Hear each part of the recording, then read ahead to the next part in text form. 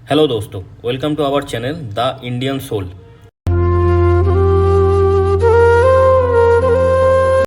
और मेरा नाम है शुभो और आज हम लोग पढ़ने वाले हैं अटल बिहारी वाजपेयी जी के बारे में और उनके फॉरेन पॉलिसी के बारे में। एज ए प्राइम मिनिस्टर उन्होंने जब इंडिया को सर्व किए थे तो उनका फॉरेन पॉलिसी क्या था, वही उसके बारे में आज हम पढ़ने वाले हैं।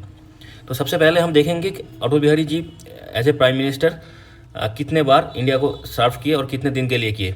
ठीक है, तो सबसे पहले उन्होंने 1996 में एज ए प्राइम मिनिस्टर उन्होंने 13 दिन के लिए इंडिया को सर्व किए। फिर 1998 से 1999 तक 13 महीने के लिए as a prime minister India को सर्व किए। उसके बाद 1999 से 2004 तक लगातार 5 साल उन्होंने as a prime minister India को सर्व किए। तो लगभग उन्होंने 3 बार इंडिया के प्राइम मिनिस्टर बने, लेकिन उनमें से पहले 2 बार ही बहुत ही कम टाइम के लिए, पहली बार तो एकदम ही 13 दिन के लिए, उसके बाद 13 महीने के लिए उन्होंने India as a prime minister India को सर्व किए। तो उनका ये जो टेन्योर था, पहला जो टेन्योर जो बहुत ही छोटा टेन्योर था, क्योंकि उसका रीज़न था मेजोरिटी क्राइसिस। पार्लियामेंट में उनका जो गठबंधन का जो सरकार था अटल बिहारी जी का, तो उसमें मेजोरिटी उन्होंने 13 महीने और 13 दिन के बाद साबित नहीं कर पाए थे। उनके ऊपर नो कॉन्फिडेंस मोशन लेके आ गए थे ओपोनेंट। इसके वजह से उनका सरकार पहली बार तो 13 दिन के लिए 1996 में, उसके बाद 1998 से 99 तक बस 13 महीने के लिए उनका सरकार चला। फिर से इलेक्शन हुआ, उसके बाद 1999 से 2004 तक उनका सरकार 5 साल तक लगातार चला एज ए प्राइम मिनिस्टर उन्होंने इंडिया को सर्व किए। ठीक है, ये हो गया उनका टेन्योर और वो कितने दिन तक as a prime minister India को सर्व किए। अब हम देखेंगे उनका जो फॉरेन पॉलिसी था एज ए प्राइम मिनिस्टर। तो फॉरेन पॉलिसी में बेसिक कंडीशन क्या था, basic terms, basic centre point क्या था। तो उनका जो फॉरेन पॉलिसी था उसमें पहला पॉइंट क्या होता है, प्रेगमेटिज्म। इसका अर्थ हुआ practicality in a foreign policy. मतलब देश के इंटरेस्ट में, भारत के इंटरेस्ट में जो भी सही होगा, जो भी प्रैक्टिकल होगा, वो उनको करना है। उसमें थोड़ा सा आइडियलिज्म अगर कम भी हो तो चलेगा, लेकिन प्रैक्टिकल होना चाहिए। देश की सिक्योरिटी के लिए, देश की इकोनॉमी के लिए, देश की ग्रोथ के लिए वो प्रैक्टिकल स्टेप होना चाहिए। और रियलिज्म, उनका रियलिज्म मतलब promoting national interest with balancing global power. इसका मतलब ये हुआ उनका जो रियल थॉट है फॉरेन पॉलिसी के ऊपर, वो थॉट क्या है, वो थॉट ये है ग्लोबली, अगर ग्लोबल स्टेज में इंडिया की स्टेचर को और भी एनहांस करनी है तो ग्लोबल पावर जो लोग हैं, जैसे कि मान लीजिए सुपर पावर, ये यूएसए हो गया, यूरोपियन यूनियन हो गया, फिर रशिया हो गया, इन सारे देश के साथ, फिर चाइना हो गया, इन सारे देश के साथ अपना पावर का बैलेंस करके फिर देश की इंटरेस्ट के लिए जो भी सही होगा उसको ग्लोबल स्टेज में अचीव करना, ये जो है यही होता है रियलिज्म अप्रोच। ठीक है, प्रोमोटिंग नेशनल इंटरेस्ट जो देश के लिए, भारत के लिए जो सही है उसको प्रमोट करनी है कहाँ पे, ग्लोबल स्टेज में। और ग्लोबल जो पावर है उनमें बैलेंस भी करके रखना है कि कोई भी पावर भारत के ऊपर गुस्सा ना हो जाए, कि भारत के ऊपर कोई एंटी एक्शन ना ले दे, एंटी इंडिया एक्शन ना ले दे। ठीक है, तो ये है रियलिज्म। और उसके पहले हम लोग देख लिए थे प्रैक्टिकलिटी अर्थात प्रैग्मेटिज्म। तो ये है उनका विजन था, ये उनका विजन था, जो कि प्रैग्मेटिक डिप्लोमेसी था, प्रैक्टिकल डिप्लोमेसी था, balancing national interest with global engagement. फिर अब हम आएंगे की aspect of his foreign policy. उनके फॉरेन पॉलिसी में क्या क्या सबसे बड़ी घटनाएं हुआ था। तो सबसे पहले उनका, हम अभी बस वो जो इंपॉर्टेंट पॉइंट है उसको हम देखेंगे, फिर एक लिस्ट बना लेंगे यहाँ पे इस स्लाइड में।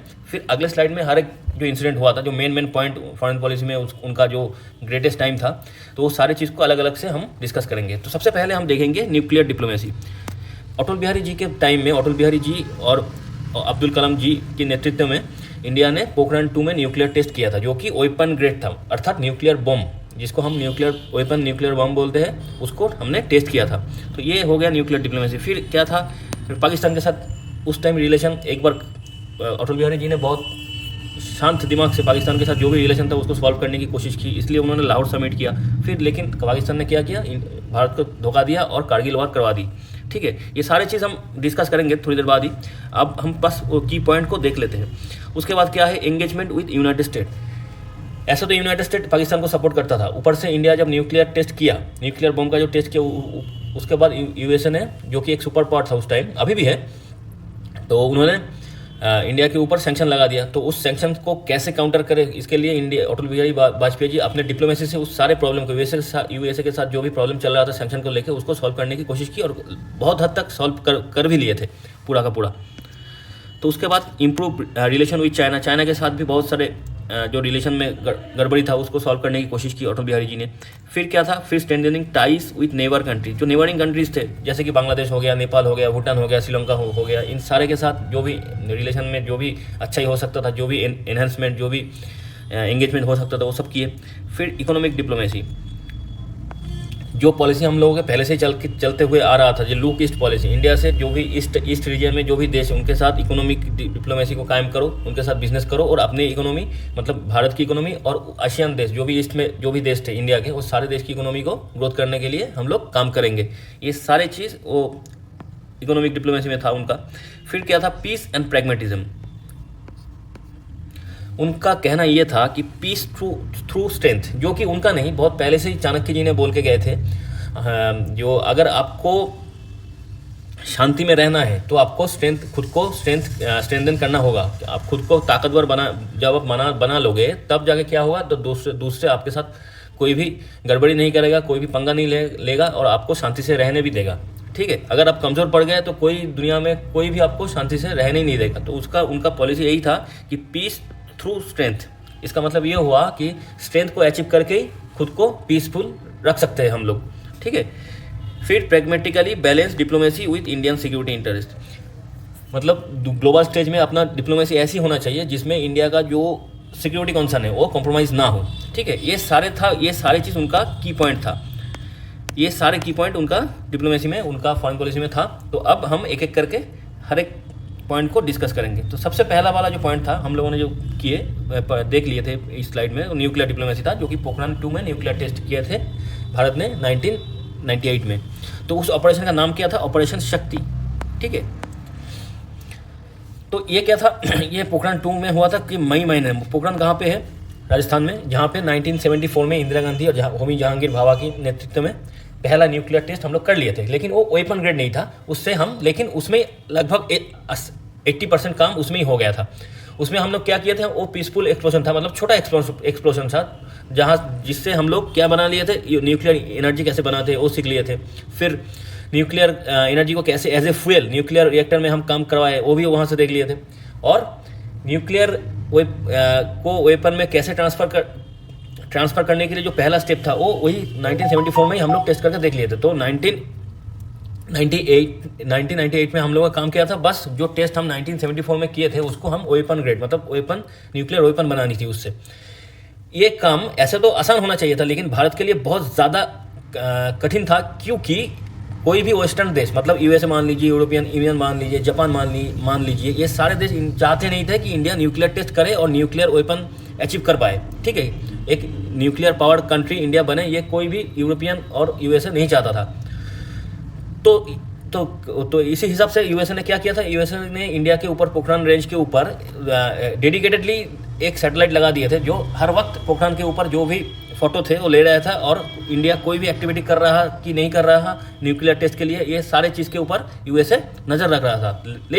लेकिन सारे सैटेलाइट का जो भी नज़रदारी था, जो भी ऑब्जर्वेशन था, सारे को छुपा के फिर रात में इंडिया ने क्या किया, टेस्ट करता गया न्यूक्लियर टेस्ट, वो भी रात के अंधेरे में, जबकि सैटेलाइट इंडिया के ऊपर हर वक्त था। उस सैटेलाइट की आंखों से छुप के ये सारे टेस्ट किए इंडिया, और लास्ट में 1998 में मई महीने में इंडिया ने 3 ब्लास्ट किए, न्यूक्लियर ब्लास्ट। उसके बाद India as a nuclear power state करके खुद को घोषित कर दिया दुनिया के सामने।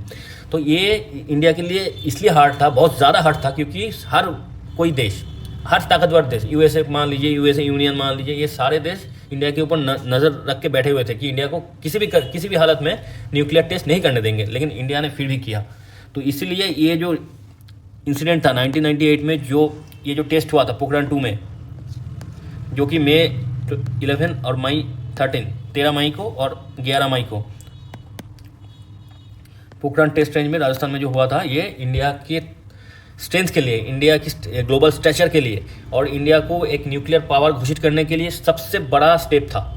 ठीक है, ये एक हिस्टोरिकल इंसिडेंट था इंडिया के लिए। इसके बाद दुनिया को समझ में आ गया इंडिया एक न्यूक्लियर पावरफुल कंट्री बन गया, और इंडिया को हम ग्लोबल स्ट्रेचर में छोटा करके नहीं दे सकते। ठीक है, तो उसके बाद उस दिन क्या क्या हुआ, एक तो न्यूक्लियर टेस्ट हुआ, फिर थर्मोन्यूक्लियर बम टेस्ट, जो कि हम हाइड्रोजन बम बोलते हैं जिसको, वो भी टेस्ट हुआ फिशन पद्धति में। फिर 3 सब किलोटन न्यूक्लियर डिवाइस था जो उसको एक्सप्लोशन करवाया। इसका नाम था ऑपरेशन शक्ति, जो हम पहले ही से देख लिए थे। द डिफेंस DRDO और भाभा एटॉमिक रिसर्च सेंटर ने क्या किया था, प्लेड की रोल। तो ये तो होंगे ही, क्योंकि सारे साइंटिस्ट थे। इंडियन आर्मी को भी लेना पड़ा, क्योंकि सैटेलाइट से ये जो सारे टेस्ट जो पोखरण ने इसको छुपाना भी था, तो जो भी केमोफ्लेज बनानी थी सब आर्मी ने बनाया। फिर DRDO ने हेल्प की। फिर भाभा एटॉमिक सेंटर ने न्यूक्लियर जो भी वेपनरी जो भी मशीनरी चाहिए होगा वो वहाँ से सप्लाई हुआ। और हमारे साथ तो थे ही डॉक्टर APJ अब्दुल कलाम और R चिदम्बरम।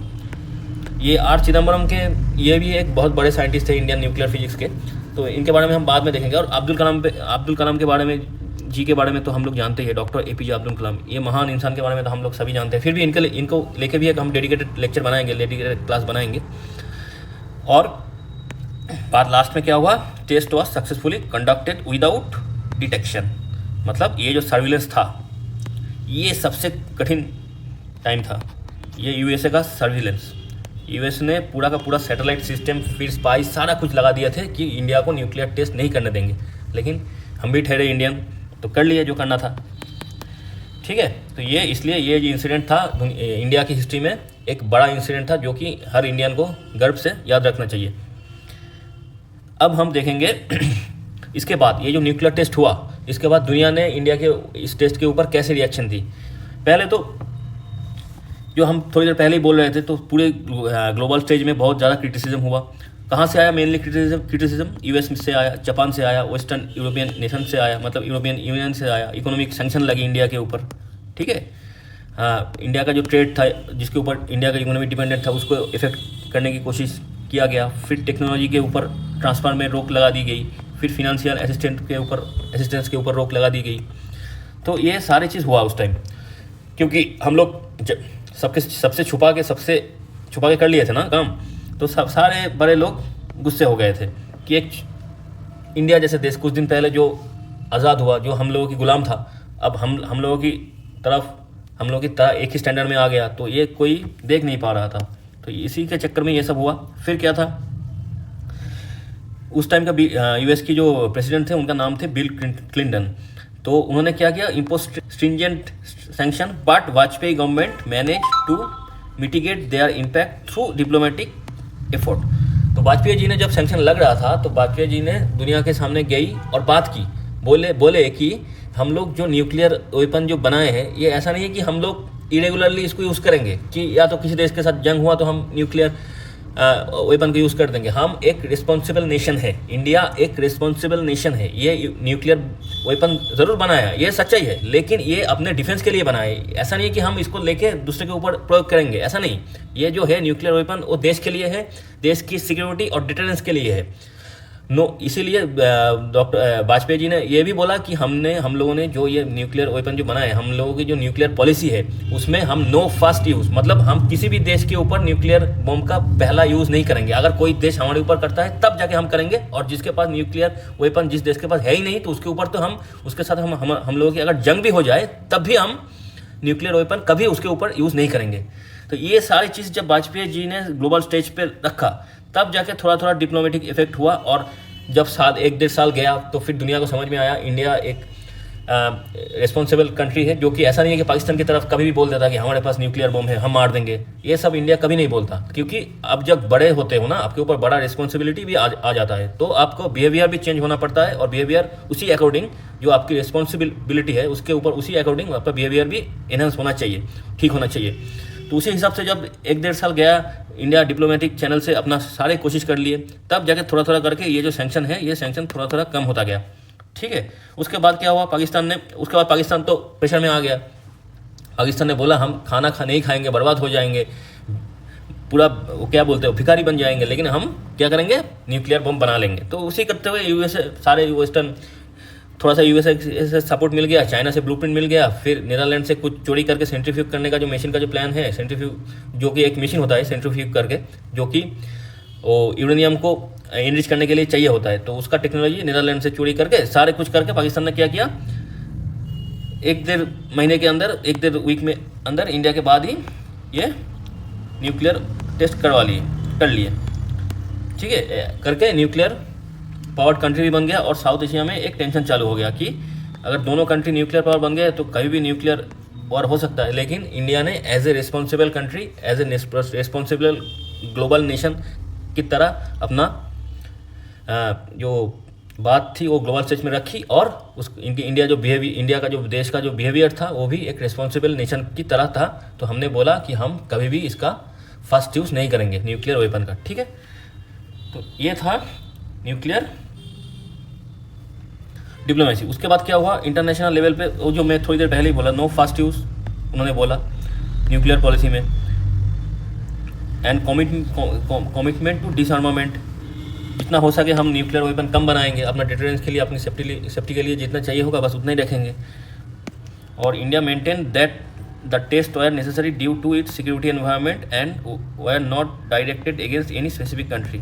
तो हमने तो वही अटल बिहारी जी ने बोल ही दिया था कि कोई भी हमने ऐसा नहीं है कि कोई भी स्पेसिफिक कंट्री के अगेंस्ट यूज़ करने के लिए हमने न्यूक्लियर वेपन बनाया, हमने बनाया अपने सेफ्टी के लिए, और ये कोई देश के अगेंस्ट नहीं है, बस अपने सेफ्टी और सिक्योरिटी के लिए है, ठीक है। अब हम देखेंगे जो क्या क्या देख लिए थे। सबसे पहले हमने देख लिए कैसे टेस्ट हुआ, उसका नाम क्या था, फिर ग्लोबल रिस्पॉन्स क्या था ऑपरेशन शक्ति के ऊपर, मतलब पोखरान में जो न्यूक्लियर टेस्ट हुआ था, फिर international diplomatic engagement, Atal Bihari ji क्या क्या बोले थे डिप्लोमेटिक स्टेज पे, ग्लोबल स्टेज में डिप्लोमेटिक चैनल के थ्रू, ये सारी चीज़ हम डिस्कस कर लिए। अब हम देखेंगे इम्पैक्ट ऑन इंडिया के ऊपर क्या क्या इम्पैक्ट हुआ इसके बाद, वो जो न्यूक्लियर टेस्ट था उसके बाद। पहले तो स्ट्रेटेजिक ऑटोनॉमी एक मिला, इंडिया का जो पोजीशन थे ये as an independent and self reliant nuclear power, क्योंकि हम लोग न्यूक्लियर पावर जब हम वेपन जब अचीव कर लिए थे उसके बाद न्यूक्लियर एनर्जी भी हम बहुत ज़्यादा मात्रा में प्रोड्यूस करना चालू कर दिए थे, तो हम लोग एक self sufficient nuclear power country बन गए थे। उसके बाद सेल्फ ऑटोनॉमी मिल गया था, हम किसी के ऊपर डिपेंडेबल नहीं है, कोई आके हम लोगों का प्लांट लगाएगा, प्लान देगा, ब्लूप्रिंट देगा, फिर मशीन का टेक्नोलॉजी देगा, ये सब हमें चाहिए नहीं थे, हमने सारी चीज़ हम खुद से बना लिए थे। फिर क्या, ग्लोबल रिकॉग्निशन कैसे मिला, जब आप पावरफुल बनते हो ना तो हर कोई रिकॉग्निशन अपने आप मिल जाता है। तो इंडिया का जो एक्सेप्टेंस है as a responsible nuclear power, जो कि अटल बिहारी वाजपेयी ग्लोबल स्टेज में बोल ही रहा था कि हम एक रिस्पॉन्सिबल न्यूक्लियर पावर कंट्री है, ऐसा नहीं इरेस्पॉन्सिबल नहीं है पाकिस्तान की तरह कि हर वक्त बोलते रहेंगे कि हमारे पास न्यूक्लियर बम है, मार देंगे, ऐसा नहीं है। हम उसको मारने के लिए यूज़ नहीं करेंगे, हम बस खुद की सिक्योरिटी और न्यूक्लियर एनर्जी को प्रोड्यूस करने के लिए हम यूज़ करेंगे न्यूक्लियर टेक्नोलॉजी को, ठीक है। तो ये जब हुआ तब 2008 में, this was evident in 2008 Indo US civil nuclear agreement which recognize India's nuclear capabilities. ये जब चलता गया फिर 2008 में क्या हुआ, यूएसए और इंडिया के बीच में सिविल न्यूक्लियर एग्रीमेंट हुआ, जो कि रिकॉग्नाइज किया गया इंडिया की न्यूक्लियर कैपेबिलिटीज़ को। ये जो 2008 में जो हुआ ये इनके टाइम में हुआ था, मनमोहन जी के टाइम में हुआ था, लेकिन इसका शुरुआत जो एक्सेप्टेंस था, जब हम बना लोगे ना उसके बाद लोग मानने लगते हैं आपको, तो वही वहाँ से चालू हुआ पोखरान टेस्ट के बाद से ही। फिर क्या, बूस्ट टू नेशनल कॉन्फिडेंस, देश के अंदर जब आपका सिक्योरिटी के लिए न्यूक्लियर बम होता है ना, देश के अंदर लोगों के अंदर भी सिक्योरिटी आ जाता है कि जो भी हो हमें अभी ख़त्म करना मुश्किल है, ठीक है। कोई भी देश ऐसा नहीं है कि हमके डरा के हमके मार के चला जाएंगे, ऐसा नहीं है, हमारे पास भी पावर है। तो ये एक नेशनल कॉन्फिडेंस बूस्ट होता है। और जब आप न्यूक्लियर टेक्नोलॉजी खुद से बिल्ड कर लेते हो तो देश के अंदर एक प्राइड जनरेट हो जाता है कि हमने खुद अपने टेक्नोलॉजी खुद किसी से लिया नहीं, चोरी नहीं की, किसी के छीन के नहीं लेके आए, किसी से खरीदा नहीं, हमने खुद मेहनत की और बनाए, पढ़ाई लिखाई की, मेहनत की, और हमारे साइंटिस्ट लोगों ने ये सारे टेक्नोलॉजी बनाए और गवर्नमेंट ने पूरा का पूरा सपोर्ट दिया। फिर क्या आया, फिर ये आया कि foundation of A robust defence policy. तो क्या हुआ इसके बाद, ये जो अब न्यूक्लियर वेपन हम बना लिए उसके बाद क्या हुआ, डिफेंस में मॉडर्नाइजेशन आने लगे, ठीक है। बहुत सारे नए मिसाइल बनने लगे जो न्यूक्लियर वेपन को कैरी कर सकता है, वॉरहेड को, न्यूक्लियर वेपन का जो वॉरहेड होता है, तो वो अग्नि, पृथ्वी, ऐसे बहुत सारे मिसाइल का टेक्नोलॉजी आ गया इंडिया के अंदर, वो डेवलप होने लगे। ये सारी चीज़ इंडिया के ऊपर होने लगा ये टेस्ट के बाद, ये पोखरान टेस्ट के बाद, ठीक है। ये था इम्पैक्ट ऑन इंडिया।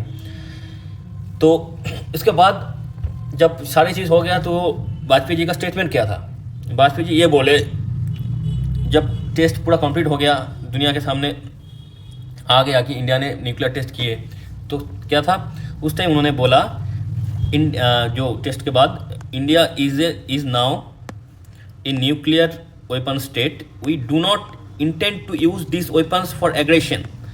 हम लोग कभी भी एग्रेशन, किसी देश के ऊपर मारने के लिए, देश के लोगों को मारने के लिए एग्रेशन के वजह से हम कभी इसको यूज़ नहीं करेंगे। India remain committed to disarmament and to a no first use policy. India हमेशा no first use policy follow करेगा। मतलब हम कभी भी किसी देश के ऊपर पहले अगर जंग भी हो जाए लेकिन पहले हम न्यूक्लियर वेपन नहीं मारेंगे उसको। अगर वो मार देता है हमें तब हम रिटेलिएशन में मारेंगे। ये था उनका नो फास्ट पॉलिसी। और जिस देश के पास न्यूक्लियर वेपन है ही नहीं, ठीक है, उनको तो उनके साथ हमारी जंग हो भी जाए फिर भी हम उनके ऊपर न्यूक्लियर बम नहीं मारेंगे कभी भी। ये था नो फर्स्ट पॉलिसी यूज। ठीक है। बाद में 2015 में अटल बिहारी वाजपेयी जी को भारत रत्न दिया गया था ये सारे बोल्ड डिसीजन के लिए। एक साहसी कदम था ये, क्योंकि उस टाइम सुपर पावर यूएसए को छुपा के उसके मर्जी के विरुद्ध जाके जब आप कुछ बड़ा काम कर लेते हो ना, तो ये एक अचीवमेंट होता है। अब हम देखेंगे इंडिया अटल बिहारी जी के टाइम में इंडिया पाकिस्तान का रिलेशन कैसा था। एक तो अटल बिहारी जी ने उनके कैरेक्टर में ना, अटल बिहारी जी के कैरेक्टर में एक पेशेंस था, बहुत ज़्यादा पेशेंस था। लेकिन जब मुसीबत आता है, जब टफ डिसीजन लेना पड़ता है तो वो डिसीजन भी वो ले पाते थे। और जब जंग करने की ज़रूरत पड़ जाता है तब वो एग्रेशन भी दिखाता है। तो एक उनके कैरेक्टर में सारे चीज़ एक इक्वल बैलेंस में था। इसीलिए उन्होंने पहले क्या किया, पहले पाकिस्तान के साथ शांति समझौता करने के लिए बहुत कोशिश की। उन्होंने 1999 में लाहौर डिक्लेरेशन दिया और एक पहला प्रधानमंत्री बने जो बास लेके उन्होंने कहाँ चला गया, लाहौर बस यात्रा किया। 1999 में फरवरी महीने में उन्होंने क्या किया, travel Pakistan to foster peace. दोनों देश के बीच में पीस को इस्टेब्लिश करने के लिए उन्होंने क्या किया, बस लेके चले गए कहाँ, लाहौर में, पाकिस्तान में, थ्रू बस। ठीक है। जाके वहाँ क्या किए, वहाँ पे डिक्लेरेशन ये हुआ कि पाकिस्तान प्राइम मिनिस्टर और हमारे पाकिस्तान प्राइम मिनिस्टर उस टाइम क्या थे, कौन थे, नवाज शरीफ जी, और उनके साथ हमारे जो प्राइम मिनिस्टर अटल बिहारी वाजपेयी जी, इन दोनों ने क्या किया कि बायलैटरल इम्प्रूव एक डिक्लेरेशन साइन किया जहाँ पे बोला गया कि to improve bilateral relations and reduce the risk of conflict specially nuclear war as both nation had conducted nuclear test in 1998। उन्होंने जाके ये डिक्लेरेशन साइन हुआ कि हम दोनों देश ने, इंडिया और पाकिस्तान दोनों ने 1998 में न्यूक्लियर टेस्ट करवा लिए और दोनों ने न्यूक्लियर पावर्ड कंट्री बन गए। लेकिन हम दोनों जो एक दूसरे के साथ एज ए रिस्पॉन्सिबल पार्टनर करके बिहेव करेंगे और कभी भी जो भी कॉन्फ्लिक्ट जो भी होगा रिस्क उसको हम रिड्यूस करने की कोशिश करेंगे, बातचीत करके कभी भी न्यूक्लियर वॉर नहीं करेंगे एक दूसरे के बीच में। ठीक है। तो ये डिक्लेरेशन में साइन हुआ, बात करके आए उन्होंने। फिर क्या हुआ, फिर कॉन्फिडेंस बिल्डिंग मेजर्स जितना भी हो सके दोनों कंट्री के बीच में वो सारे सिग्निफिकेंट स्टेप लिया गया अटल बिहारी वाजपेयी और नवाज शरीफ के साथ। इन दोनों ने मिलकर सारे डिक्लेरेशन में साइन हुआ, बातचीत हुआ, सारे प्रॉब्लम कैसे सॉल्व किया जाए ये सारे डिस्कशन हुआ। लेकिन उसके बाद क्या हुआ, 1999 फरवरी में ये हुआ, लाहौर डिक्लेरेशन हुआ। लेकिन पाकिस्तान तो पाकिस्तान है, और पाकिस्तान तो सिविल गवर्नमेंट से चलता नहीं है, वो चलाता है आर्मी। और आर्मी वाले जब पॉलिटिशियन बन जाता है तो पाकिस्तान जैसे हालत हो जाता है, खाना पीना सब बंद, बस बम बनाओ। ठीक है। तो अब क्या हुआ, 1999 में क्या, पाकिस्तान आर्मी ने कारगिल वॉर शुरू कर दी, जो कि इंडिया के मतलब अटल बिहारी वाजपेयी और इंडिया के लिए एक धोखा था। जब हम खुद जाके सारे समझौते करके आए, सारे शांति प्रस्ताव देके आए, जब बातचीत पूरा हो गया कि दोनों देश बस इकोनॉमी के ऊपर फोकस करेंगे, एक दूसरे के बीच में जो भी कॉन्फ्लिक्ट जो भी प्रॉब्लम है उसको बातचीत करके थ्रू नेगोशिएशन सॉल्व करेंगे, उसके बाद इस जंग की कोई ज़रूरत नहीं थी, वो भी धोखे से। जब सर्दी के टाइम में जब बॉर्डर पोस्ट से हर एक मतलब पाकिस्तान की सेना नीचे चला जाता है और इंडिया का सेना नीचे आ जाता है, क्योंकि वहाँ पे ठंडी बहुत ज़्यादा होता है, तो वहाँ पे धोखे से पाकिस्तान की आर्मी आके बैठ गया। ऊपर के जो चौकी थे, जो भी पोस्ट था, बॉर्डर पोस्ट था इंडिया का, वो धोखे से ऑक्युपाई कर लिए।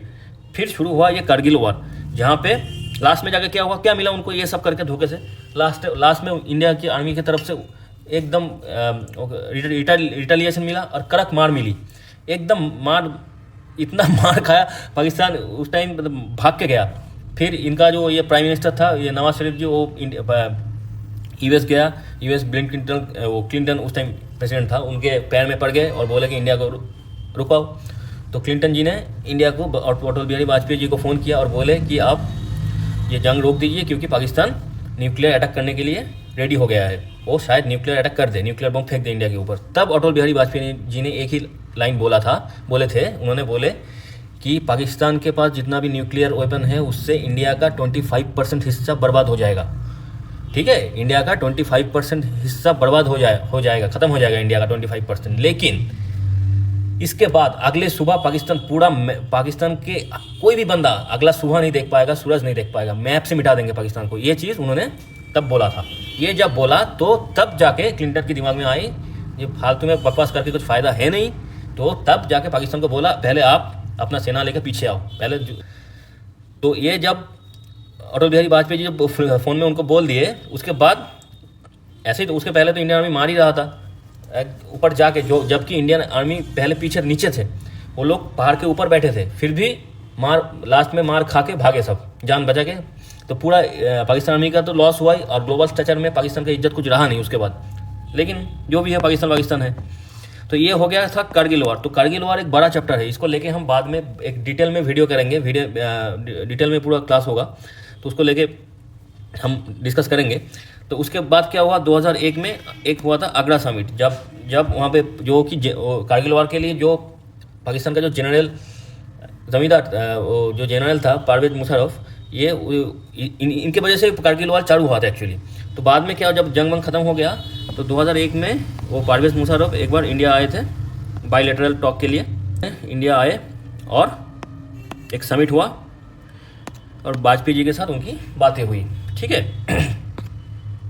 लेकिन कुछ सॉल्यूशन मिला नहीं, क्योंकि बहुत सारे मिसट्रस्ट हो गए थे। एक तो जंग करवा दिए बेवजह धोखे से, फिर जब इंडिया खुद जाके गया था, इंडिया खुद जाके ये बात कर शांति के लाहौर डिक्लेरेशन में अटल बिहारी जी खुद जाके बात करके आया था, लेकिन उसके बाद धोखा मिला। तो फिर ये जब मीटिंग में आया आगरा समिट में, लेकिन कुछ बात बना नहीं, जो भी बात हुआ सब फेलियर हो गया, क्योंकि दोनों के बीच में बहुत ज़्यादा मिसट्रस्ट था, ठीक है। अब आते हैं उसके बाद क्या था।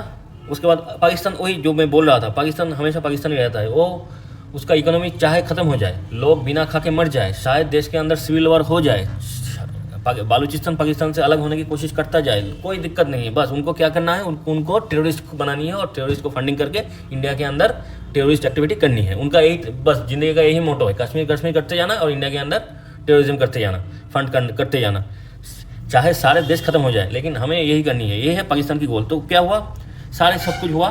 फिर 2001 में क्या किया इन्होंने पार्लियामेंट में एक टेररिस्ट अटैक करवा दी, जो कि हम लोग सभी जानते हैं। पार्लियामेंट में 2001 में टेररिस्ट अटैक करवा दिया, लेकिन भारत की किस्मत अच्छा था, और एक माली ने, जो कि पार्लियामेंट के अंदर जो कि वो बगान होता है ना, उसमें काम करता था, वो माली, उन्होंने पकड़ लिया था। उन्होंने समझ लिया था ये सारे लोग टेररिस्ट हैं, तो उन्होंने पहली बार रोका, तो उनकी भी जान चली गई थी उसमें, वो भी शहीद हो गए थे पार्लियामेंट को बचाते हुए।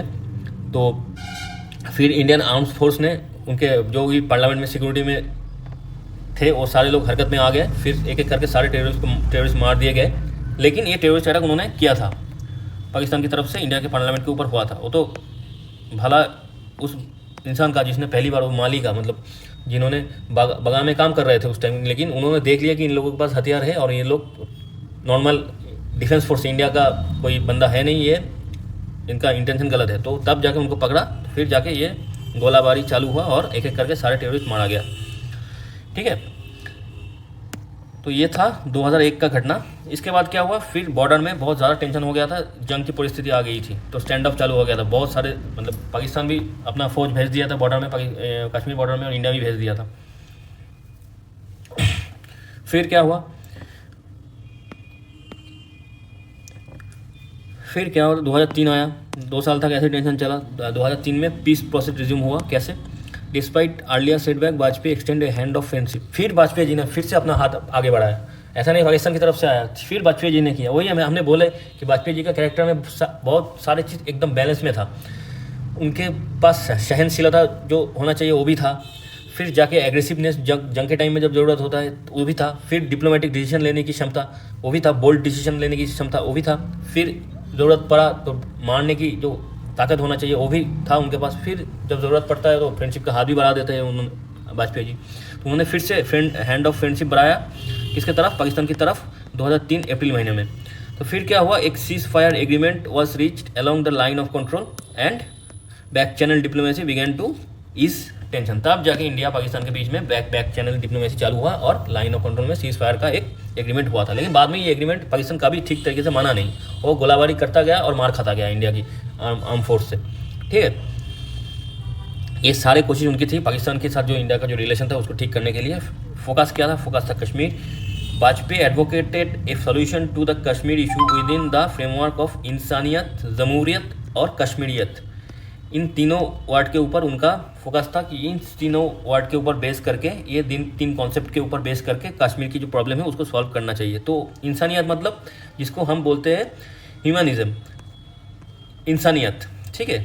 उसके बाद जमहूरियत, जमहूरियत, ये सारे वर्ड एक्चुअली उर्दू वर्ड है, क्योंकि कश्मीर में ज़्यादातर लोग उर्दू के तरफ कश्मीरी बोलते हैं, तो उसमें कश्मीरी में ये जो डेमोक्रेसी है उसको जमहूरियत बोला जाता है, जमहूरियत, ठीक है। और कश्मीरियत मतलब कश्मीरी आइडेंटिटी, यही तीनों कॉन्सेप्ट के ऊपर बेस करके उनका फोकस यही था कि कश्मीर की प्रॉब्लम सॉल्व किया जाए, ठीक है। अब हम आएंगे डेवलपमेंट इन यूएसए और इंडिया रिलेशन। तो उस टाइम जो वाजपेयी जी के टाइम में यूएसए और इंडिया का रिलेशन कैसा था, तो सबसे पहले तो वाजपेयी जी ने बोला कि इंडिया और यूएसए एक दूसरे के साथ एक नेचुरल पार्टनर, नेचुरल एलाई है एक दूसरे का, ठीक है। क्योंकि इन दोनों का जो विजन है वो बहुत लगभग एक ही टाइप का है। उनके पास एक जो मेन कॉमन फैक्टर है वो है डेमोक्रेसी, दोनों देश के अंदर डेमोक्रेसी है, और दोनों का इकोनॉमिक इंटरेस्ट की जो सोच है वो भी एक ही, क्योंकि दोनों देश के अंदर ओपन मार्केट चलता है, मतलब ओपन मार्केट इकोनॉमी है। तो इंडिया और इसी हिसाब से इंडिया और यूएसए एक नेचुरल एलाई हुआ। ये वाजपेयी जी ने यूएसए की गवर्नमेंट के सामने रखी और बात बोली कि यूएसए और इंडिया एक नेचुरल एलाई है। तो यूएसए भी इंडिया को as a emerging global power और sought to deepening economic and strategic cooperation, तो इंडिया को एक ग्लोबल पावर माना और इंडिया के साथ अपना इकोनॉमिक और स्ट्रेटेजिक कोऑपरेशन उसको भी एस्टेब्लिश किया, ठीक है। जो न्यूक्लियर टेस्ट के बाद 1998 में जो सैंक्शन लगा था वो धीरे धीरे करके यूएसए ने उठवा ली, क्योंकि जब दुनिया के सामने as a responsible nuclear powered country करके इंडिया का जो बिहेवियर था वो सामने आने लगे, जो इंडिया ने जो धैर्य दिखाया, जो पेशेंस दिखाए, जंग को भी मैनेज किया without using any nuclear weapon. फिर पाकिस्तान का जो टेररिस्ट अटैक था वो भी अपने अंदर ले लिया, फिर भी हमने कोई अटैक नहीं किए। तो ये सारे चीज़ देखते हुए इंडिया एक रिस्पॉन्सिबल कंट्री बन के, रिस्पॉन्सिबल न्यूक्लियर कंट्री बन के दुनिया के सामने उभर के आया, और धीरे धीरे करके यूएस का जो भी सैंक्शन था वो धीरे धीरे करके लूजन होता गया। फिर क्या था, फिर president Bill Clinton visit to India 2000 में उन्होंने इंडिया आया और फोकसिंग कहाँ पे फोकस किया, इंडिया के साथ trade, technology and counter terrorism. ये जो तीन था, इन तीनों के ऊपर इंडिया के साथ मिलकर काम करेंगे। क्या क्या काम करेंगे, एक तो दोनों देश के बीच में ट्रेड का बढ़ोतरी होगी, इन्हांसमेंट होगा, ट्रेड रिलेशन अच्छा होगा, टेक्नोलॉजी ट्रांसफ़र होगी, बहुत सारे साइंटिफिक फील्ड में, एग्रीकल्चरल फील्ड में टेक्नोलॉजी का ट्रांसफ़र होगा, और डिफेंस में भी टेक्नोलॉजी का ट्रांसफ़र होगा, और काउंटर मतलब टेररिज्म के खिलाफ दोनों देश मिलकर लड़ेंगे। ये बिल क्लिंटन जी का बयान था जब इंडिया आए थे 2000 में, ठीक है। फिर क्या था, प्रोग्रेस टुवर्ड डिफेंस कोलैबोरेशन, जो हम थोड़ी देर पहले ही बोले कि डिफेंस में भी डिफेंस कोऑपरेशन एग्रीमेंट भी हुआ यूएस और इंडिया के बीच में, जो कि सिविल न्यूक्लियर डील को लेकर हुआ था। सिविल न्यूक्लियर डील मतलब जिससे हम न्यूक्लियर एनर्जी बनाते हैं और न्यूक्लियर एनर्जी को as a fuel nuclear reactor के अंदर हम यूज़ करते हैं। तो ये होता है सिविल ग्रिड, जहाँ से हम सिविलियन वर्क के लिए हम इलेक्ट्रिसिटी जनरेट करते हैं न्यूक्लियर पावर से। तो उसके ऊपर टेक्नोलॉजी ट्रांसफ़र हुआ। फिर क्या था, डिफेंस और स्ट्रेटेजिक कोलैबोरेशन भी बहुत जगह पे इंडिया और यूएसए के बीच में धीरे धीरे करके हुआ। अच्छा, अब हम देखेंगे डेवलपमेंट इन इंडिया और चाइना रिलेशन। चाइना और इंडिया के रिलेशन क्या था। 2003 में क्या था, Vajpayee ji made a landmark visit to China, the first by an Indian prime minister in a decade. तो 2003 में वाजपेयी जी चाइना गए, ठीक है। इस विजिट का मेन जो पॉइंट था ये था पिवोटल इन इम्प्रूविंग रिलेशन को, इंडिया और चाइना का जो हॉस्टाइल रिलेशन है तो उसको ठीक करना है। तो उसमें क्या हुआ, तो चाइना ने क्या किया, चाइना ने सिक्किम को एज ए इंडिया का इंटीग्रल पार्ट मान लिया, और इंडिया सॉवरेनिटी ओवर सिक्किम ये भी चाइना टैक्टिकली एक्नॉलेजमेंट कर दिया, ठीक है। चाइना ने मान लिया कि सिक्किम इंडिया का पार्ट है और सिक्किम के ऊपर इंडिया का सॉवरेनिटी है, ठीक है। और क्या हुआ, स्पेशल रिप्रेजेंटेटिव मेकानिज्म, अर्थात अक्साई चीन और अरुणाचल प्रदेश, ये जो हिस्सा है मैप में अगर देखें तो लद्दाख जो है वहाँ पे अक्साई चीन है, उसके साथ इंडिया और चाइना का बॉर्डर शेयर होता है, और अरुणाचल प्रदेश में जो बॉर्डर शेयर होता है, ये दोनों हिस्से में बॉर्डर चाइना और इंडिया के बीच में कॉन्फ्लिक्ट है। मतलब बॉर्डर इशू को लेकर, बॉर्डर कहाँ से जाना चाहिए। तो वही जो भी डिसएग्रीमेंट है बॉर्डर को लेकर इस दो एरिया पे, अक्षय चीन और अरुणाचल प्रदेश में, तो वो उसी डिस्प्यूट को सॉल्व करने के लिए हम लोग क्या करेंगे, इंडिया और चाइना क्या करेंगे, स्पेशल रिप्रेजेंटेटिव मैकेनिज्म बनाएंगे। तो स्पेशल रिप्रेजेंटेटिव मतलब चाइना से भी कुछ ऑफिसर आएंगे, इंडिया से भी जाएंगे और बैठेंगे एक जगह पे, बैठ के बातचीत करके उसको जो बॉर्डर डिस्प्यूट है उसको सॉल्व करने की कोशिश करेंगे। ठीक है, फिर क्या हुआ, फिर बायलैटरल एग्रीमेंट एंड कोऑपरेशन। जब बायलैटरल एग्रीमेंट हुआ और कोऑपरेशन होने का जो एग्रीमेंट है उसमें लिखा गया कि हर एक देश एक दूसरे के साथ, दोनों देश इंडिया और चाइना एक दूसरे के साथ कोऑपरेशन करेगा किस फील्ड के ऊपर, ट्रेड के ऊपर, फिर कल्चरल एक्सचेंज के ऊपर और साइंस और टेक्नोलॉजी के ऊपर। ठीक है, तो इसके चलते हुए नाथुला मतलब ये सिक्किम में, अगर सिक्किम में देखें नाथुला पास करके एक जगह है जो भी टूरिस्ट स्पॉट भी है, तो वहाँ से एक जगह है पास करके जहाँ से इंडिया और चाइना के बीच में ट्रेड होता है। ठीक है, सिक्किम में है ये, तो वहाँ से भी ट्रेड करना इंडिया और चाइना चालू कर दिए थे। ठीक है, ये हो गया इंडिया और चाइना का रिलेशन। अब हम आएंगे बाकी देशों के साथ, मतलब इंडिया का जो इमीडिएट नेबरहुड था उसके साथ क्या क्या और भी रिलेशन हुआ। एक पहले देख लेंगे बांग्लादेश, फिर श्रीलंका, फिर नेपाल। तो बांग्लादेश के साथ क्या क्या रिलेशन में क्या हुआ, एक तो जो बांग्लादेश से इंडिया के अंदर जो इलीगल इमिग्रेशन होता है उसको रोकने के लिए वाजपेयी जी ने बांग्लादेश के साथ बात की, और जो मेनली असम में होता है, जो इलीगल इन्फिल्ट्रेशन जो भी होता है बांग्लादेश से, वो मेनली असम में होता है, त्रिपुरा में होता है और वेस्ट बंगाल में होता है। तो ये सारी चीज़ को लेकर उन्होंने बात की और जो भी एग्जैक्ट स्टेप लेनी चाहिए वो बांग्लादेश सरकार भी राजी हो गया, मतलब हम कोशिश करेंगे बोला, और इंडिया और बांग्लादेश के बीच में जो भी ट्रेड और कनेक्टिविटी है उसको भी एनहांस करने की कोशिश किया गया उस टाइम। फिर आते हैं श्रीलंका में क्या था, Vajpayee ji maintained India support for Sri Lanka sovereignty while advocating a peaceful resolution to the Sri Lankan civil war. Vajpayee ji पहले बोल दिए थे हम लोग श्रीलंका की सॉवरेनिटी जो है उसको हम सपोर्ट करते हैं, और श्रीलंका के अंदर जो भी सिविल वॉर चल रहा था, कि पहले चल रहा था कि अभी भी थोड़ा बहुत चल रहा है, तो इसको पीसफुली रिजॉल्व हो जाए, यही हम मानते हैं। हम चाहते हैं कि वो सारे सिविल वॉर पीसफुली रिजॉल्व हो जाए। उन्होंने कभी भी डायरेक्ट इंटरवेंशन नहीं किए श्रीलंका इशू में, उन्होंने बातचीत करके पॉलिटिकल डिप्लोमेटिक चैनल बना के तमिलनाडु गवर्नमेंट को भी समझाया कि हम लोग ऐसे किसी भी श्रीलंका में जाके तमिलियन को डायरेक्ट तरीके से आर्मी भेज के हेल्प नहीं कर सकते, जो भी होगा हम पॉलिटिकली बात करके श्रीलंका गवर्नमेंट के साथ सॉल्व करेंगे, और वो भी गारंटी देते हैं कि हम प्रॉब्लम पॉलिटिकली डिप्लोमेटिकली चैनल के थ्रू सॉल्व कर लेंगे। ठीक है, ये था श्रीलंका के साथ। फिर आता है नेपाल के साथ क्या था, उन्होंने वाजपेयी जी ने नेपाल के साथ बात की और स्ट्रेंथन क्या किया, नेपाल के साथ भी फोकसिंग इकोनॉमिक कोऑपरेशन और क्रॉस बॉर्डर कनेक्टिविटी। नेपाल के साथ ऐसे भी इंडिया का बहुत ज़्यादा ओपन बॉर्डर है, ठीक है, तो उसके थ्रू और भी ज़्यादा ट्रेड हो पाए नेपाल और इंडिया के बीच, और कनेक्टिविटी और भी अच्छा हो जाए। ये सारी चीज़ नेपाल के अंदर उन्होंने काम किया, नेपाल के ऊपर काम किए। और जो मतलब माओवाद जो नेपाल में पनप रहा था, हाँ, जो भी इंडिया के अंदर भी था, उसके खिलाफ एक्शन कैसे लिया जाए, इसके ऊपर नेपाल गवर्नमेंट के साथ डिस्कशन हुआ, और बॉर्डर ट्रेड और कल्चरल एक्सचेंज और एम्फसाइज, मतलब बॉर्डर के थ्रू कैसे ट्रेड होगा, और जो कि बहुत सारे इंडियन एथनिसिटी के लोग नेपाल में रहते हैं, नेपाली लोग, गोरखा लोग इंडिया के अंदर रहते हैं, तो ये जो कल्चरल एक्सचेंज होता है दोनों के बीच में, ये सारी चीज़ के ऊपर कैसे हम और एम्फसाइज कर सकते हैं, इसको और अच्छे कर सकते हैं। ये जो कल्चरल एक्सचेंज है इंडिया और नेपाल के बीच में रोटी बेटी का रिलेशन है, ठीक है। तो जो भी है, तो ये सारी चीज़ नेपाल के साथ उस टाइम हुआ, इंडिया और नेपाल के बीच में। फिर हम आएंगे भूटान, मालदीव और म्यांमार में।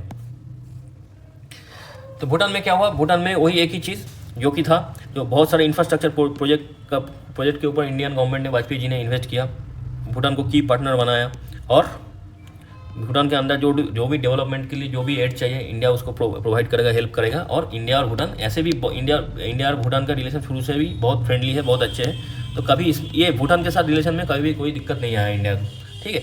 फिर आते हैं मालदीव। अगर मालदीव इंडिया के भारत के मेरीटाइम सिक्योरिटी के लिए बहुत इंपॉर्टेंट है, ठीक है। अगर मालदीव खतरे में है तो इंडिया का मेरीटाइम सिक्योरिटी भी खतरे में होगा। तो मालदीव का सिक्योरिटी कोऑपरेशन, मालदीव के साथ सिक्योरिटी कोऑपरेशन और इकोनॉमिक टाइज भी एनहांस किया गया, और कि मालदीव को स्टेबल इसने रखना है कि क्योंकि मालदीव स्टेबल रहेगा तो इंडियन ओशन का जो सिक्योरिटी है वो भी स्टेबल रहेगा। तो इसी चक्कर में मालदीव के साथ वाजपेयी जी का बात हुई, और मालदीव की सिक्योरिटी के लिए जो भी ज़रूरी था वाजपेयी जी ने किया। फिर म्यांमार का इशू आ जाता है। म्यांमार में क्या था, नॉर्थ ईस्ट में, इंडिया के नॉर्थ ईस्ट में म्यांमार से आता हुआ इंसर्जेंट ग्रुप, जो भी म्यांमार बॉर्डर में काम करता है, कभी कभार इंडिया के खिलाफ भी काम कर लेता है। तो इसके ऊपर कैसे काम किया जाए, इसके साथ म्यांमार गवर्नमेंट के साथ वाजपेयी गवर्नमेंट ने बात की, और जो भी कनेक्टिविटी सच एज कालाधन, multi modal transit transport project, ये सारे प्रोजेक्ट के ऊपर बात हुआ। तो ये ठीक ठाक चला उस टाइम। अब हम आते हैं वाजपेयी जी का लोक ईस्ट पॉलिसी के ऊपर। ठीक है, तो जो लोक ईस्ट पॉलिसी था तो पहले से आई के गुजराल जी के टाइम से चल रहा था। उसमें क्या था, हम लोगों की नॉर्थ ईस्ट के उस साइड, मतलब इस साइड में, इंडिया की इस साइड में जो भी देश है, मतलब साउथ ईस्ट एशियन जो भी देश है, जो कि एशियन कंट्रीज़ है, उसको उनके साथ हम लोगों का जो इकोनॉमिक टाइज है, जो भी थ्रू नॉर्थ ईस्ट उनके अंदर, मतलब जो भी कनेक्टिविटी है, तो उसको एनहांस करना और उनके साथ स्ट्रेटेजिक, इकोनॉमिक और कल्चरल जो भी एंगेजमेंट है उसको हम लोग क्या करेंगे, उसको एम्फसाइज करेंगे। तो ये था उनका गोल, जो उनका ये लोक ईस्ट पॉलिसी के अंदर, वाजपेयी जी के अंदर आता था।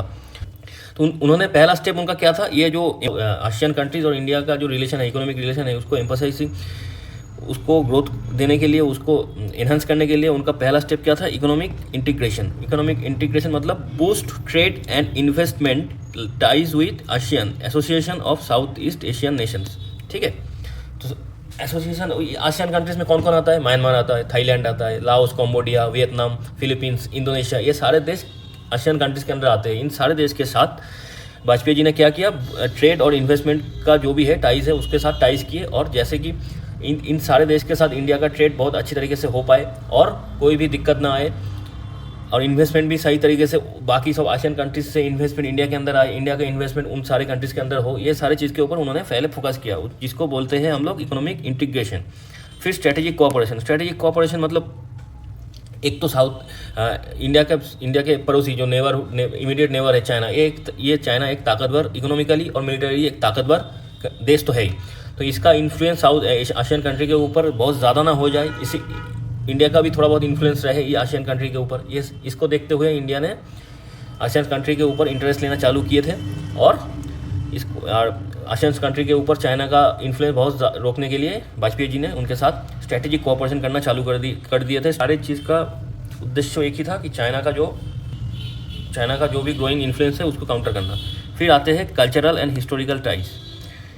ठीक है, इंडिया के साथ साउथ ईस्टर्न कंट्री का जो भी हिस्टोरिकल और कल्चरल लिंक था उसको एक्सप्लोर करना, और लोगों के, मतलब दोनों रीजन के जो लोग हैं, इंडिया के लोग और चाइना और एशियन देशों के जो लोग हैं, उनके बीच में जो म्यूचुअल अंडरस्टैंडिंग है उसको ज़्यादा करना, और एक दूसरे को साथ जो भी प्रमोट करना, जो भी उनका हिस्ट्री है, जो भी उनका कल्चर है। क्योंकि एक टाइम पे जब इंडिया में चोला एम्पायर था, तो उस चोला एम्पायर ने लगातार नॉर्थ ईस्ट इंडिया होके, इंडिया का जो ईस्टर्न कोस्ट है उसको होके, फिर श्रीलंका होके इंडोनेशिया तक पहुंच गया था। ठीक है, तो इसी कल्चर को, इसी हिस्ट्री को सामने रखते हुए हम लोगों ने कल्चरल और हिस्टोरिकल टाई एशियन कंट्रीज़ के साथ किए थे। और फिर क्या था, रीजनल कनेक्टिविटी। तो एशियन कंट्री का जो एक देश है म्यांमार, उसका बॉर्डर इंडिया के नॉर्थ ईस्ट के साथ लगता है, तो नॉर्थ ईस्ट के थ्रू कैसे हम लोग कनेक्टिविटी को और इम्प्रूव कर सकते हैं एशियन कंट्रीज़ के साथ। Development infrastructure project to connect India with South East Asia, specially through the North East region. मतलब हम लोग अगर मैप पे देखें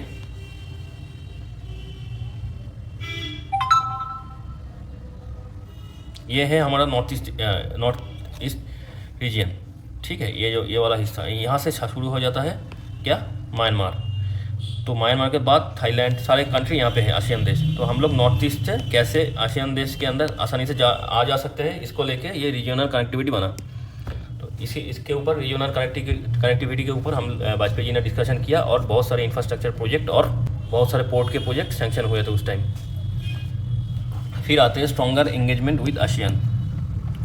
1996 में इंडिया आसियान के अंदर एक फुल डायलॉग पार्टनर बन गया था, जो कि वाजपेयी जी का टेन्योर था। उसके बाद 2002 में और भी डिपेंडिंग हुआ। उसमें क्या हुआ था, एनुअल समिट में इंडिया, आसियान के जो एनुअल समिट होता है उसके अंदर इंडिया जाने लगा। फिर इकोनॉमिक कोऑपरेशन के अंदर इंडिया ने क्या किया, एक एग्रीमेंट साइन किया जो कि comprehensive economic cooperation with ASEAN in 2003 एक एग्रीमेंट साइन हुआ था। ये बाद में ये साइन करने के बाद एम यही था कि बाद में आसियान देशों के साथ इंडिया का एक फ्री ट्रेड एग्रीमेंट हो जाए। फ्री ट्रेड एग्रीमेंट मतलब इंडिया का सामान उनके देश में आसानी से बिक सके, कि गवर्नमेंट टैक्स कम लगाए और उनका सामान भी इंडिया के अंदर आसानी से बिक पाए, मतलब आसानी से सेल हो पाए। तो गवर्नमेंट यहाँ इंडियन गवर्नमेंट उस टाइम उनके जो सामान है उनके ऊपर कम टैक्स लगाएंगे। ठीक है, यही होता है फ्री ट्रेड एग्रीमेंट। तो यही फ्री ट्रेड एग्रीमेंट को अचीव करने के लिए ये पहला स्टेप यही था कि comprehensive economic cooperation with ASEAN यहाँ पे जो साइन हुआ था, ये इसका मेन गोल था कि बाद में जैसे तैसे करके ये FTA तक पहुँचनी है, फ्री ट्रेड एग्रीमेंट तक पहुँचनी है। यही था वाजपेयी जी का गोल। ये जो आसियान के साथ उनका जो भी उनके दिमाग में था आसियान देशों के साथ, तो इसका मेन सेंटर पॉइंट यही था। अब आते हैं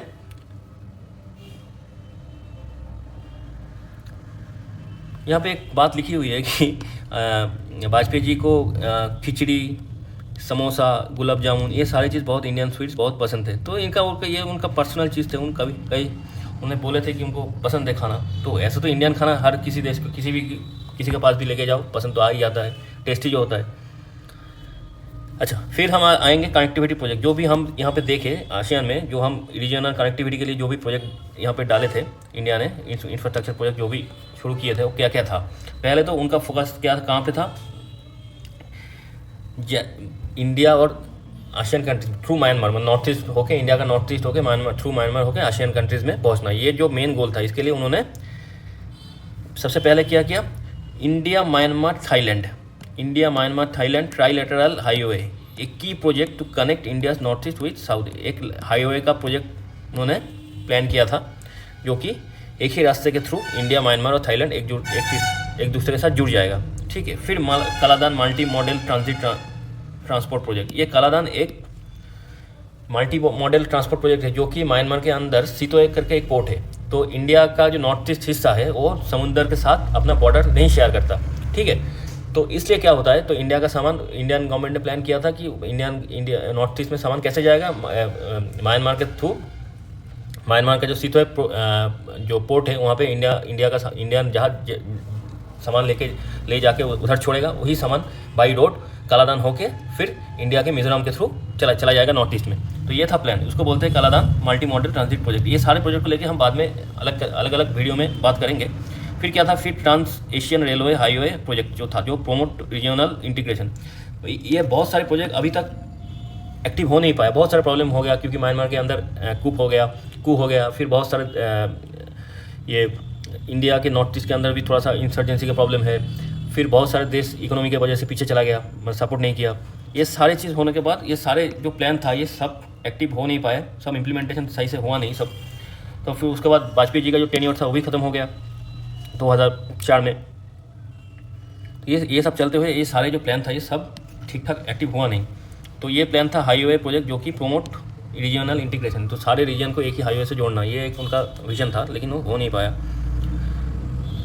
अब हम देखेंगे डिफेंस और सिक्योरिटी में क्या क्या कोऑपरेशन किया था उन्होंने साउथ ईस्टर्न कंट्री से। तो उन्होंने पहले जो आसियान कंट्रीज है उन्हें क्या क्या मेरीटाइम सिक्योरिटी, उनको पता था कि सारे जो मेरीटाइम के इंडिया का जो इंडियन ओशन है उसका आजू बाजू जितना भी देश है वो सब लोग सिक्योर रहेंगे तो इंडिया भी सिक्योर रहेगा। तो defence ties with South Eastern Asian nations to secure vital sea lanes and communication, जो कि मालाक्का स्टेट भी हो गया, जो कि अंडमान के बाजू में ही होता है, मतलब वो इंडोनेशिया और सिंगापुर और जो मालाक्का जो एरिया होता है, मलेशिया का जो एरिया होता है, वहाँ से जो स्टेट निकलता है जिसको मालाक्का स्टेट बोलते हैं। तो उस स्टेट का जो अगर सही तरीके से वो स्टेट रहेगा तो इंडिया का बिजनेस भी सही चलेगा। तो ये सारी चीज़ के लिए उन्होंने क्या बनाया, South East Asian nation secure vital sea lanes of communication. इनके लिए डिफेंस पैक्ट सब बनाए, मेरीटाइम सिक्योरिटी और डिफेंस टाइज हुआ इंडिया और आसियान कंट्रीज़ के बीच में। फिर जॉइंट मिलिट्री एक्सरसाइज हुआ, डिफेंस एग्रीमेंट हुआ, countries like Singapore and Indonesia initiate किया इसको।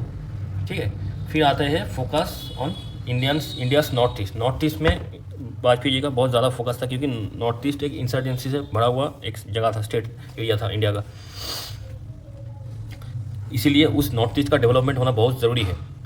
ये चीज़ उनके दिमाग में भी था। अगर कोई भी जगह, उस जगह पे इंसर्जेंसी, टेररिज्म या तो माओवाद, ये सब कब पनपता है, जब उस जगह का इंफ्रास्ट्रक्चर बोलिए, जॉब का रेशियो बोलिए, बिजनेस करने की एनवायरनमेंट बोलिए, ये सब जब सही ना हो तब लोग अनएम्प्लॉयमेंट हो जाता है। अगर बहुत ज़्यादा इंसान अनएम्प्लॉयड रहता है तो उनके दिमाग में, उनके दिल में गुस्सा आता है धीरे धीरे करके, फिर वो गलत रास्ता पकड़ लेता है, फिर वो इंसर्जेंसी का रास्ता पकड़ लेता है। तो ये कुछ हुआ नॉर्थ ईस्ट के साथ।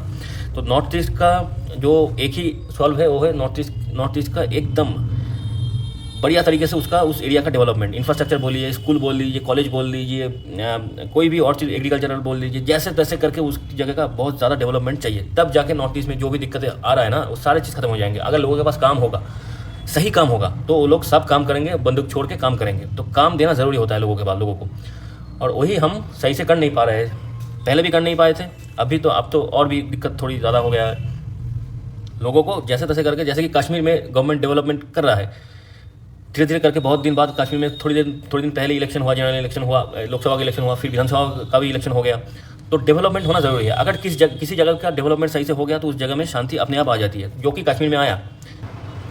तो वाजपेयी जी का दिमाग में ये था कि कुछ भी करके नॉर्थ ईस्ट का डेवलपमेंट करनी चाहिए। तो नॉर्थ ईस्ट को अगर आसान तरीके से डेवलपमेंट करनी है तो नॉर्थ ईस्ट को साउथ ईस्ट एशिया से जोड़ना है। तो उसके लिए हाईवे बनानी है जो नॉर्थ ईस्ट को सीधा साउथ ईस्ट एशिया मतलब एशियन कंट्रीज़ के साथ जोड़ देगा। और जो म्यांमार के अंदर जो सीतो पोर्ट है उसको यूज़ करके नॉर्थ ईस्ट के अंदर आसानी से अपना सामान हम डिलीवर कर सकते थे। ये सारी चीज़ उनके दिमाग में था, इसी के चलते उन्होंने प्लान बनाया। लेकिन सारे प्लान इम्प्लीमेंटेशन नहीं हुआ क्योंकि इकोनॉमिकल प्रॉब्लम तो था ही, फिर म्यांमार के अंदर अनस्टेबल पॉलिटिक्स था और बाकी देश इकोनॉमी की वजह से थोड़ा सा पीछे हट गया। तो ये सारी चीज़ लेके तो अभी भी कोशिश चल रहा है। ये है नॉर्थ ईस्ट के ऊपर उनका जो फोकस था, यही था कि नॉर्थ ईस्ट को साउथ ईस्ट एशिया का गेटवे बनाना है। अगर ये काम वो कर पाते तो नॉर्थ ईस्ट का आज जो इंसर्जेंसी है नॉर्थ ईस्ट के अंदर, ये सब नहीं होता।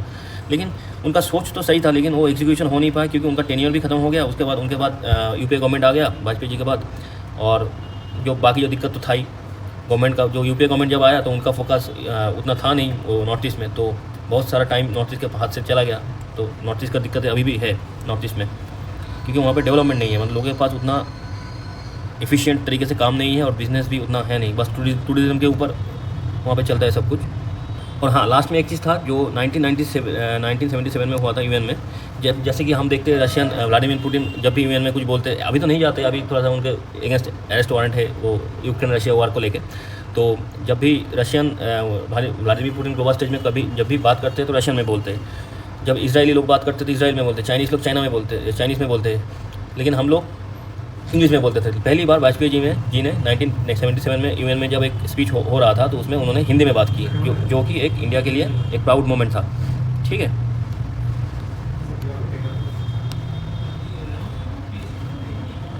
तो आज का वीडियो इतना ही। अगर हम लोग की वीडियो आपको अच्छे लगे तो चैनल को सब्सक्राइब कर दीजिएगा और वीडियो को लाइक कर दीजिएगा और जितना हो सके वीडियो को शेयर कर दीजिएगा। गुड नाइट, आज के लिए गुड नाइट, थैंक यू, जय हिंद।